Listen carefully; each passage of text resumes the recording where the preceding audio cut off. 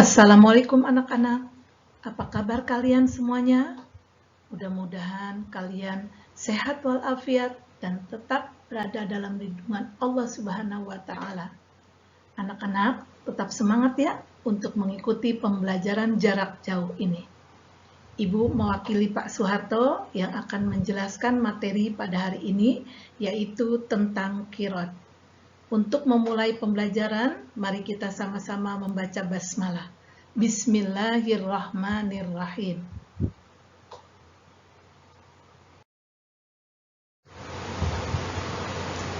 Indikator pencapaian yang harus kalian kuasai dalam materi qiraat ini yang pertama yaitu pengertian hukum dan dalil qiraat. Yang kedua, tujuan dari qiraat. Ketiga, rukun qiraat. Keempat, syarat-syarat qiraat. Yang kelima, jenis qiraat. Keenam,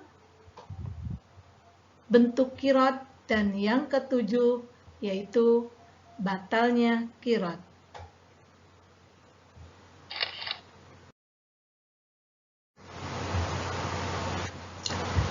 Pengertian qiraat. Qiraat adalah pemberian modal dari seseorang kepada orang lain untuk modal usaha dengan harapan untuk memperoleh keuntungan yang akan dibagi sesuai dengan perjanjian bersama. Berarti qiraat itu adalah pemberian modal. Hukum qiraat. Hukum qiraat adalah mubah atau boleh. Menurut kaidah fikih, al-aslu fil muamalat al-ibahah illa ayyadulla dalilun ala tahrimihi. Asal muamalah adalah boleh kecuali ada dalil yang mengharamkannya. Dan dalil qiraat terdapat dalam hadis Nabi yang berbunyi An Suhaibin radhiyallahu an anna Nabiyya sallallahu alaihi wasallam qala salasun fihinna al-barakatul bai ila ajal wal muqaradah wa khaltul burri bisya'ir lil bait la lil bai. Rawahu Ibnu Majah bisnadin dhaifin. Artinya, dari Suhaib radhiyallahu an bahwa Nabi Shallallahu alaihi wasallam bersabda, 3 hal yang di dalamnya ada berkah adalah jual beli bertempo, berqiraat atau memberikan modal kepada seseorang hasil dibagi 2, dan mencampur gandum dengan syair untuk makanan di rumah, bukan untuk dijual. Riwayat Ibnu Majah dengan sanad lemah.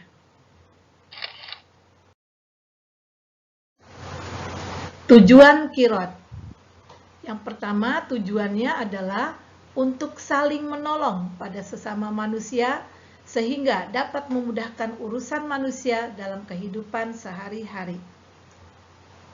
Tujuan yang kedua adalah jika terdapat keuntungan dapat dibagi bersama sesuai dengan kesepakatan atau perjanjian.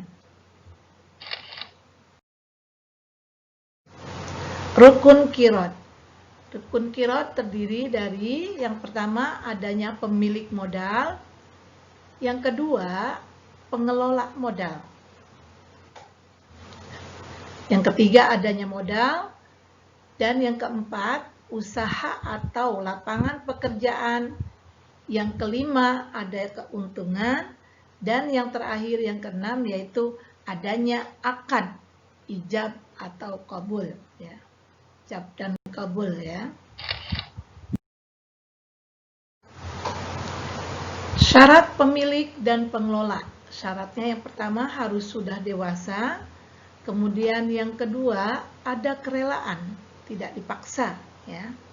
Kemudian yang ketiga sudah mencapai balik, dan yang keempat pengelola tidak boleh menyalahi hukum.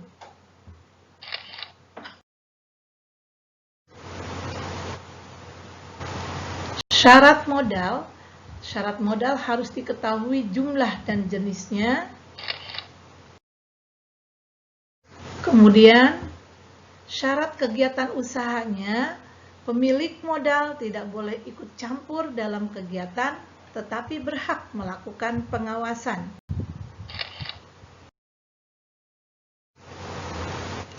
Syarat keuntungan yaitu yang pertama dinyatakan di awal perjanjian, dan yang kedua dicatat dalam perjanjian.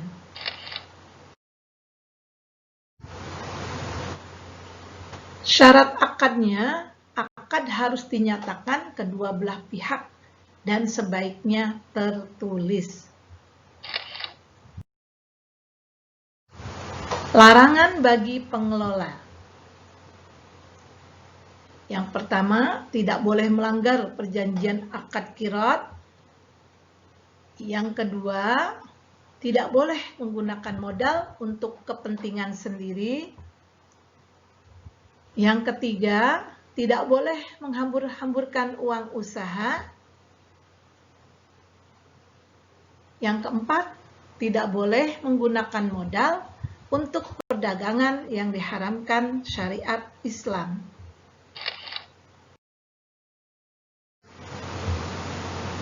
Selanjutnya jenis qirat. Ya, yang pertama jenis qirat itu mudharabah mutlaqah. Yang kedua mudharabah muqayyadah.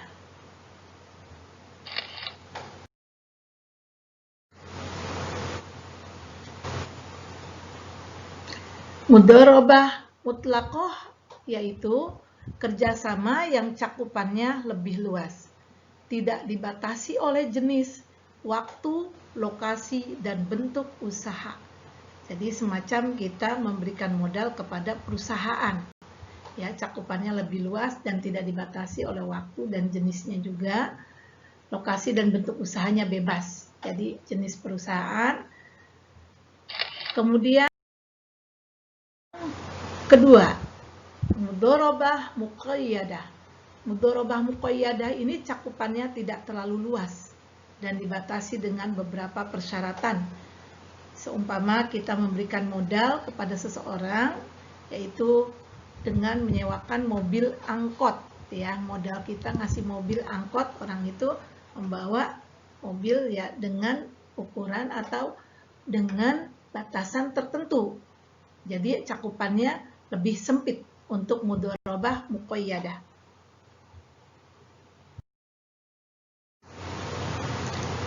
Bentuk qirat.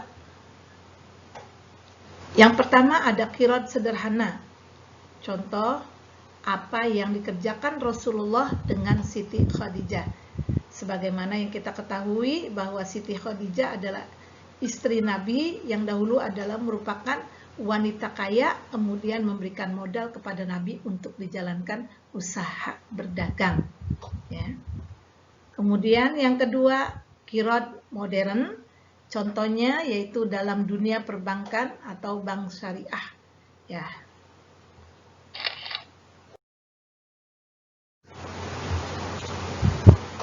Batalnya qirat. Qirat menjadi batal disebabkan dengan apa?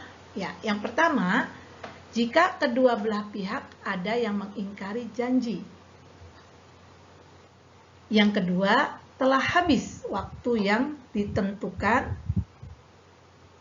Yang ketiga, terjadi penyelewengan. Demikian pembahasan kita kali ini, yaitu tentang qirat.